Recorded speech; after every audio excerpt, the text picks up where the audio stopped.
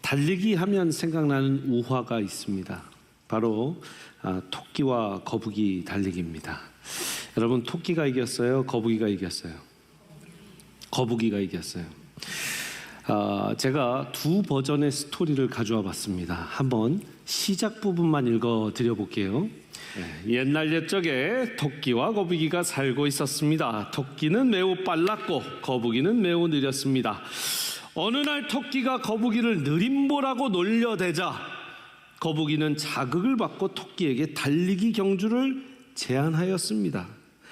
경주를 시작한 토끼는 거북이가 한참 뒤처진 것을 보고 안심을 하고 중간에 낮잠을 잡니다. 그런데 토끼가 잠을 길게 자자 거북이는 토끼를 지나치게 됩니다. 잠에서 문득 깬 토끼는 거북이가 자신을 추월했다는 사실을 깨닫고 빨리 뛰어가 보지만 결과는 거북이의 승리였습니다. 천천히 노력하는 자가 승리한다는 교훈을 담고 있습니다. 자, 두 번째 버전이에요. 거북이가 숲속을 엉금엉금 기어가고 있었어요. 깡충깡충 뛰어오던 토끼가 그 모습을 보며 놀랐어요. 비켜라 비켜! 깡충깡충 토끼님이 나가신다. 느림보는 길을 비켜! 약이 오른 거북이가 걸음을 멈추고 말했어요. 이봐 토끼, 우리 산꼭대기가 나무까지 누가 빨리 가나 시합하자. 아하하, 해보나 마나 내가 이길 텐데 좋아. 그럼 준비 출발! 토끼와 거북이는 동시에 나무를 향해 출발했어요. 자, 제가 몇 가지 버전을 더 찾아봤는데 여러분, 토끼와 거북이 이야기에서 거북이가 이긴 건 다 알고 있는데 어떻게 이 경주가 시작됐는지 정확하게 알고 있는 분 있어요? 제가 다시 한번 여러 이야기의 버전을 다 읽어봤더니 여러분, 누가 경주를 먼저 걸어왔어요? 제안을. 거북이가 제안했어요. 자, 토끼는 놀렸고 자극했고 거북이는 그 자극을 받아서 경주를 제안했습니다. 거북이가 이긴 걸 갖고 우리는 뭐라고 하냐면 아까 이야기한 것처럼 천천히 노력하는 자가 승리한다, 이런 교훈을 어렸을 때부터 이 이야기를 통해서 들어왔습니다. 또 요즘 참 위로가 되는 말처럼 조금 천천히 가도 괜찮아 하는 그런 청년들에게 위로의 메시지를 줄 때 이 거북이 이야기를 하기도 합니다.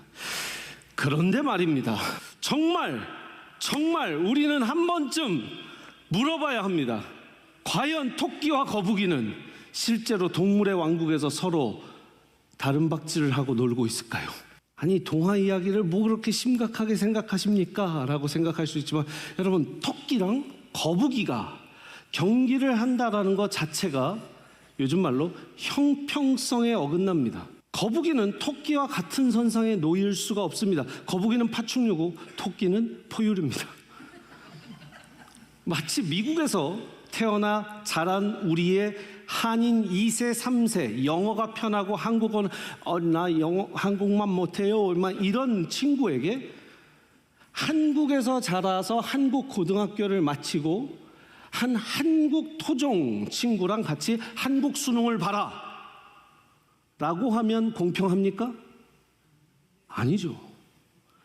그럼 반대로 한국에서 쭉 자란 친구랑 미국에서만 쭉 자란 2세, 3세 영어권 Korean American, 미국에서만 자란 그 한인 친구를 데려가다가, 아니면 미국인이죠, 완전히 American citizen을 갖고 있는 시민인 미국인 한인 친구지만 둘을 데려다가 그럼 너는 오늘 미국 수능을 봐라 라고 하면 한국에서 갑자기 자라난 그 고등학생은 너무 당황스러운 거죠.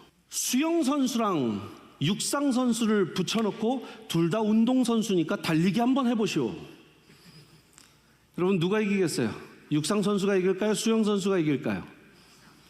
육상 트랙에서는 육상선수가 이기겠죠. 수영을 한번 해봐라. 둘 다 운동선수니까 그럼 수영 한번 해보시오. 수영선수가 이길까요? 육상선수가 이길까요? 수영선수가 이기겠죠.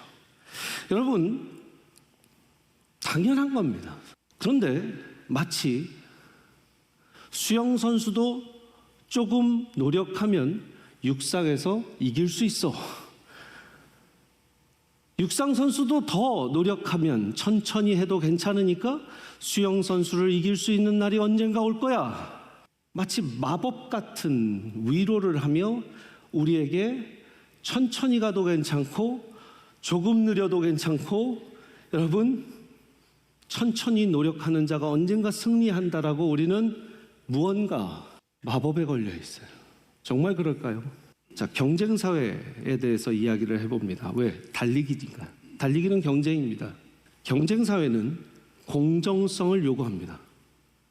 왜냐? 공정해야 경쟁에서 순위 다툼을 할 수 있기 때문이에요. 따라오고 계시죠? 더 잘한 사람이 순위 경쟁에서 이겨야 하는 논리이기 때문에 경쟁할 땐 아주 공정해야 합니다. 수영 선수가 육상 선수랑 육상을 뛰면 안 되고 육상 선수들끼리 육상을 뛰어야 되는 거죠. 직장 하나를 얻는 일도 똑같이 경쟁해서 그 직장을 얻어야 하고 받아야 합니다. 동등한 잣대, 형평성, 혹여나 사장님 찬스나 낙하산, 아빠 찬스가 있으면 안 됩니다. 왜? 형평성에 어긋나니까요. 동등한 잣대가 될 수 없고 그렇다면 경쟁의 의미가 없어지기 때문에 그 경쟁은 벌써 한 사람이 유리한 토끼가 되는 경쟁일 수밖에 없기 때문이죠.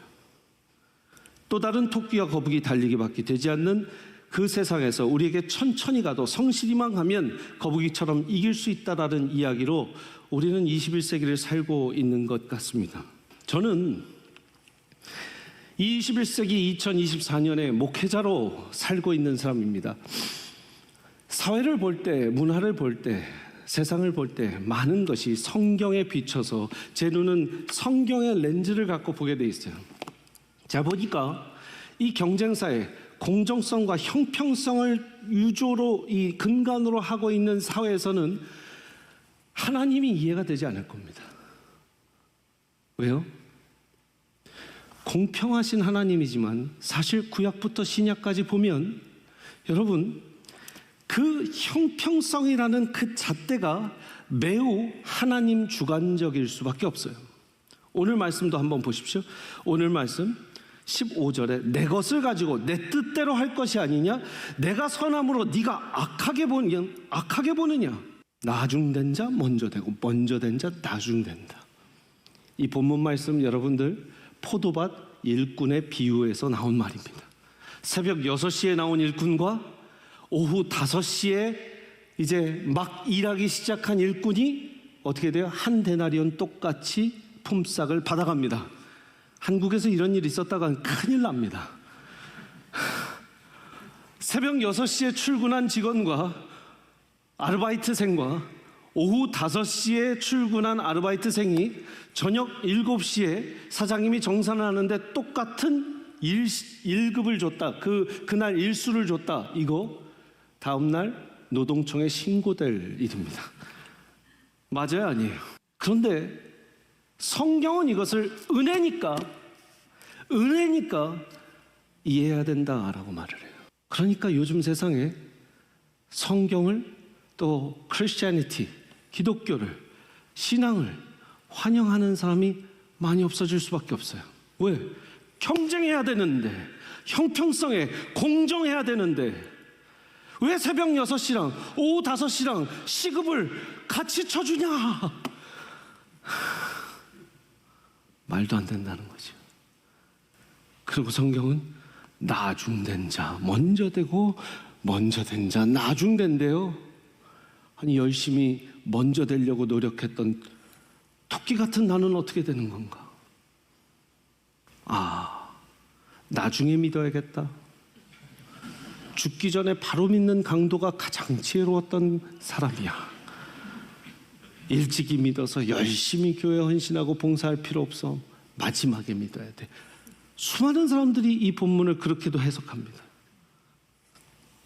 사랑하는 여러분, 과연 그러냐는 거예요. 성경의 많은 이야기는 정말 형평성과 공정성, 경쟁 사회의 구도에 보면 말이 안 돼요. 가인과 아벨.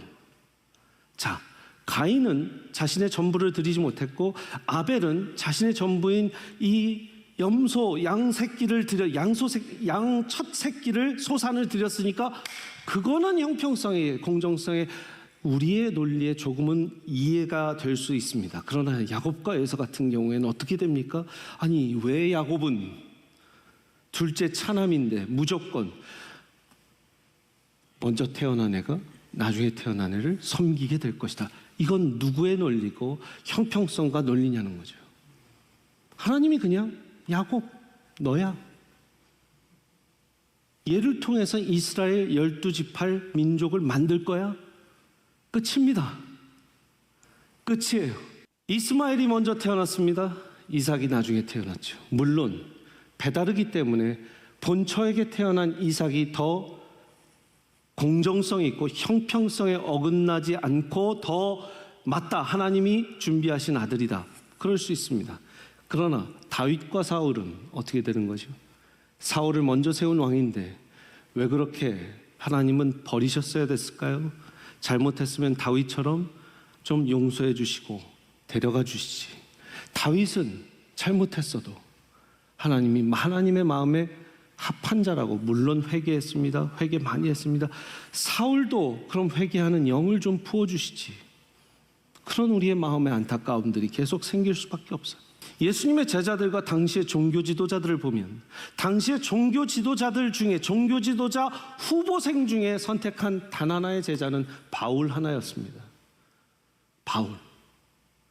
그는 완전한 히브리 문화와 히브리 성경에 모두 능통한 자였고 모세오경을 줄줄 외우는 자였고 가말리엘의 문화생이었고 그러나 그 외의 모든 종교 지도자들, 율법학자들, 서기관들 다 회칠한 무덤 같다고 하나님께서 예수님께서 분명히 벌하시고 선을 그셨어요. 그런데 어부인 베드로 같은 그 사회에서 전혀 거들떠보지 않았던 성경의 성자도 모르고 하나님을 찾지 않았던 사람들은 하나님을 물론 알고 찾았죠. 그러나 종교 지도자들만큼 하나님 말씀에 올인하지 않았던 자를 예수님은 찾으셔서 제자로 삼으십니다. 도대체 무슨 형평성과 근거냐는 것이죠. 왜? 베드로는 너무 형편없이 예수님을 3번이나 부인했고 화도 많이 냈고 마구 귀를 잘랐고 뭐 했고 성격으로 따지면 성품이 너무 볼품없잖아요. 더 귀품 있고 성품 좋고 신앙 좋은 어떤 한 종교 지도자를 마음을 바꿔서 신앙을 바꿔서 하나님께서 끌어오시면 더 나을 수 있지 않았을까요? 성경의 처음부터 끝까지 답은 뭐예요? 하나님 마음이다예요. 인정이 되셔요? 인정이 되시는 분들만 아멘. 전 아멘입니다. 왜요? 요나서에도 보세요. 요나가 막 화를 내니까 야, 내 마음이야. 내 마음이야.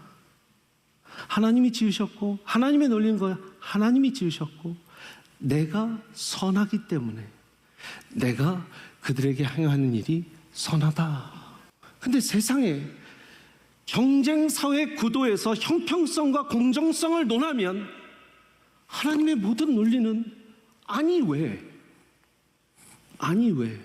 말이 되지 않는 이야기들이 너무 많다라는 거예요. 이렇게 적어봅니다. 주님의 질서는 주님이 정하신 자가 먼저 되는 질서입니다. 같이 한번 읽어볼까요? 시작. 주님의 질서는 주님이 정하신 자가 먼저 되는 질서입니다. 마태복음 5장 3절부터 보시면 심령이 가난한 자는 복이 있나니 천국이 그들의 것이며 애통하는 자는 복이 있나니 그들이 위로를 받을 것이며 같이 읽습니다. 시작. 온유한 자는 복이 있나니 그들이 땅을 기업으로 받을 것이며 의에 줄이고 목마른 자는 복이 있나니 그들이 배부를 것이며 긍휼히 여기는 자는 복이 있나니 그들이 긍휼히 여김을 받을 것이며 마음이 청결한 자는 복이 있나니 그들이 하나님을 볼 것이요 화평한 자는 복이 있나니 그들이 하나님의 아들이라 일컬음을 받을 것이며 의를 위하여 박해를 받는 자는 복이 있나니 천국이 그들의 것이며 나로 말미암아 너희를 욕하고 박해하고 거짓으로 너희를 거슬러 모든 악한 말을 할 때에 너희에게 복이 있나니 기뻐하고 즐거워라 하늘에서 너희의 상이 큼이라 너희 전에 있던 선지자들도 이같이 박해하였느니라. 여러분, 하나님이 예수님께서 산상수훈 말씀 가운데 가장 당시 사회에 놀라운 서프라이징 뉴스는 그거예요. 당시 종교 지도자들 그래도 그래도 하나님께 바로 서려고 노력했던 종교 지도자들이 그렇게 하나도 없었겠어요? 하나도 없었을까요? 의인은 없나니 그렇게 하나도 없었을까요? 그들 중에 한둘이라도가 아니라 너희 종교 지도자들 중에 정말 경건한 사람들에게는 복이 있나니가 아니에요. 마음이 가난한 자는 복이 있나니. 당시 사람들로서는, 기준으로서는 도대체가 말이 안 되는 얘기. 그래도 너희 중에 유대인 회당과 너희 중에 그래도 성전을 사모하며 정말 하나님 모시기를 기뻐하는 자들 중에 제대로 된 자들에게는 복이 있나니. 또 아니고 그냥 핍박받는 자들, 어려운 자들, 사회에서 완전히 배제돼서 아웃캐스트로 있는 자들에게는 복이 있나니. 우리는 20세기, 21세기에 이것을 보면서 예수님은 역시나 어려운 자들, 가난한 자들, 이 사회계층 낮은 자들에게 먼저 다가가셨다라는 해석을 하겠지만, 여러분 반대로 하나님과 멀리 있었던 자들이었을 수도 있고요, 당시의 기준으로서는 너무나 기준에 어긋나는 기준이에요. 누구의 기준이에요? 하나님의 기준이에요. 누가 심령이 가난한 자가 알겠어요? 누가 애통하는 자인지 알겠어요? 누가 온유한 자인지 알겠어요? 누가 의에 줄이고 목마른 자인지 알겠어요? 누가 긍휼히 여기는 자인지 알겠어요? 물론 종교 지도자들 중에도 있었을 수 있을 거예요. 그러나 이 본문을 보면서 그렇게 여겼던, 산 위에서 가르침을 받았던 평민들 중에 그렇게 받은 사람들은 없었을 거예요. 또한 주님은 주님의 질서가 섬기는 자가 먼저 되는 질서라고 말씀하십니다. 같이 한번 읽겠습니다. 시작. 주님의 질서는 섬기는 자가 먼저 되는 질서입니다. 마태복음 23장 11절 12절 같이 한번 읽겠습니다. 정확하게 말씀하고 계세요. 시작. 너희 중에 큰 자는 너희를 섬기는 자가 되어야 하리라. 누구든지 자기를 높이는 자는 낮아지고 누구든지 자기를 낮추는 자는 높아지리라. 우리는 여기에서 겸손을 배울 수도 있고, 주님은 낮은 자를 쓰시는구나, 다 우리의 어떤 신앙적 기초의 그 기초관을 배울 수 있지만, 여러분 다시 한번 사회를 살아가면서 어떤 근간과 눈을 봤을 때 누가 그러면 섬기는 자고 누가 자기를 낮추는 자일까요? 정말 자격 요건들을 따진다면 없다라는 거예요. 그러니 다시 한번 하나님 보시기에 하나님 마음이라는 거죠. 제가 본문을 해석하는 어떤 맥락을 이해하시겠습니까? 저분은 분명히 섬기는 자니까 큰 자가 될 거야 라고 보여지는 사람이 아닐 수도 있어요. 영상의 한국 교계에 저 사람 정말 섬기는 분이야. 근데 하나님 보시기엔 그 사람이 아니에요. 아니라면 아닌 거예요. 근데 저분은 정말 이렇게 막 아니신 것 같아. 그런 모습이 아니셔. 막 은혜와 그런 게 아니라 막 저돌적이시고 막 하시고 막 하는 것 같은데, 저런 분도 목사님이신가? 선교사님이신가? 이런 분들은 또 하나님 보시기에는 저 사람 진짜 섬기는 사람이야. 보세요. 나라, 국가, 사회, 국가기관, 공공기관, 여러분 믿으세요? 안 믿는데요. 뭐예요? 슬로건이 뭐예요? 나라가 이게 나라냐라는 슬로건이 나오면 나라를 못 믿겠다는 거잖아요. 검찰 못 믿겠다는 거예요. 공무원 못 믿겠다는 거예요.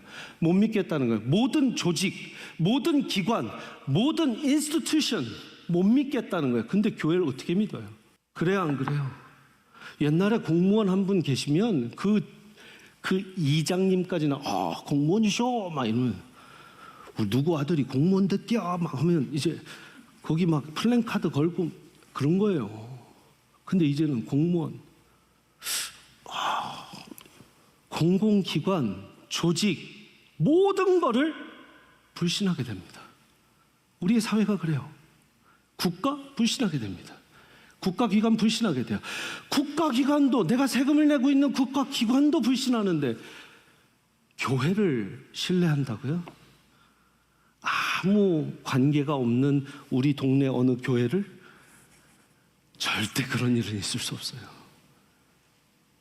그 목사님이 얼마나 잘하든 그 성도님들이 얼마나 잘하든 그런 일이 있을 수 없다니까요. 왜? 아니 내가 지금 세금 내고 있는 그 기관, 그 경찰, 그 소방관들도 못 믿는데 무슨 말인지 아시죠? 신뢰가 무너졌어요. 근데 반대로 그 기관이 소속돼 있지 않으면 믿어요. 그러니까 목사가 아닌 사람이 설교하는 건 다 믿어요. 할렐루야. 뭐 가수가 갑자기 막 이렇게 성경 공부하시다 조회수가 엄청납니다. 왜? 목사 타이틀이 아니니까, 교회가 아니니까 믿을 수 있다요. 기관이 아니면 믿어요. 기관이면 믿지 않아요. 저는 교회를 한 번도 기관이라고 생각해 본 적이 없어요. 공동체죠. 교회에 소속되고 우리 하나 된 사람은 공동체라고 생각합니다. 밖에서 볼 땐 기관이에요. 사랑하는 여러분, 우리가 이 시대에 과연 세상의 논리에 맞게 계속 교회를 끼워나가느냐, 아니면 하나님 마음대로인 하나님의 질서에 우리가 맞추고 살아가느냐에 정확한 기로에 서 있습니다. 빌립보서 2장 5절부터 8절 말씀엔 너희 안에 이 마음을 품으라 곧 그리스도 예수의 마음이니 그는 근본 하나님의 본체시나 하나님과 동등됨을 취할 것으로 여기지 아니하시고. 같이 한번 읽을까요? 시작. 7절부터 오히려 자기를 비워 종의 형체를 가지사 사람들과 같이 되셨고 사람의 모양으로 나타나사 자기를 낮추시고 죽기까지 복종하셨으니 곧 십자가에 복종하십니다. 목사님 그렇게만 살 수 있으면 아무 문제 없겠죠 라고 할 수 있지만 아니요. 조직과 기관에서는 이런 사람 잡아먹힙니다. 그래요 안 그래요? 회사 생활 해보신 분, 기관 생활 해보신 분 아실 거예요. 근데 그래서 강성을 띄어야 되나요? 아니에요. 예수 믿는 사람들은 예수님 닮으려고 노력하는 그 삶에서 서로를 존중해주고 네가 빌립보서 2장 5절부터 8절 말씀에서 너를 비워가려고 노력하고 있구나. 그걸 인정해 줄 수 있는 사람들은 공동체 사람들이에요. 밖에 사람들은 겸손하네, 자기를 비우려고 하는 애를 그냥 도덕적으로 평가하고 박수 쳐주는 것이지 절대 그걸 예수님 닮아가는 길로 보지 않습니다. 우리는 착각합니다. 이렇게 살다 보면 세상도 우리를 예수님 닮아서 겸손한 사람으로 봐준다. 아니요. 같은 얘기지만 다른 얘기예요. 이걸 정말 어프리시에이트하고 예수님 닮은 모습으로 살고 있으니 내가 저 사람에게는 큰 소리를 내지 않겠어. 내가 저 사람에게는 큰 소리 내지 않아도 예수님 믿는 사람이고 예수님 닮으려고 그렇게 자기를 비워 종의 형체를 가지사 십자가에 못 박혀 죽기까지 희생하면서 살려고 하는 노력을 하는 저분에게 내가 저분의 노력을 존중하겠어 라고 할 수 있는 유일한 사람들의 모임은 교회여야 된다는 거예요. 우리는 세상의 걸 인정받기 위해서 이렇게 살려고 하지 마십시오. 마지막으로 제가 말씀드리고 우리 말씀에서 좀 배우길 원하는 건, 하나님께서는 또한 하나님의 질서는 섬기는 자 먼저 되게 하시고 주님이 정하신 자 먼저 되게 하시지만, 자, 토끼와 거북이의 예로 가면 토끼는 토끼의 삶을, 거북이는 거북이의 삶을 살아 거북이의 경주를, 토끼의 경주를 잘 살게 하는 것을 하나님은 기뻐하세요. 이 둘이 경주를 할 필요가 없다라는 거예요. 이해하시겠어요? 야곱은 야곱의 삶을 살면 됩니다. 에서는 에서의 삶을 살면 돼요. 그들의 삶은 그들의 삶 나름대로의 하나님께 영광이 되면 돼요. 아멘이세요? 베드로는 베드로로 살면 되고, 바울은 바울로 살면 되고, 신라는 신라로 살면 되고, 바나바는 바나바로 살면 돼요. 바나바와 바울을 꼭 붙들어서 바나바가 좋으냐, 바울이 더 나았냐, 베드로가 더 위대한 사도였냐, 바울이 더 위대한 사도였냐, 경쟁 붙일 사람들의 내구조로 살지 마세요. 우리는 늘 그래요. 누가 더 위대한 사도였냐, 그러면서 요한이냐 바울이냐, 요한은 사랑의 사도였고 바울은 선교와 전도의 사도, 복음의 사도였는데 누가 더 사랑이 많은 우리 목사님은 요한이야, 복음의 열정이 많은 분은 우리 바울이야. 그럼 바울은 바울대로 살게 놔두세요. 요한은 요한대로 살게 놔두세요.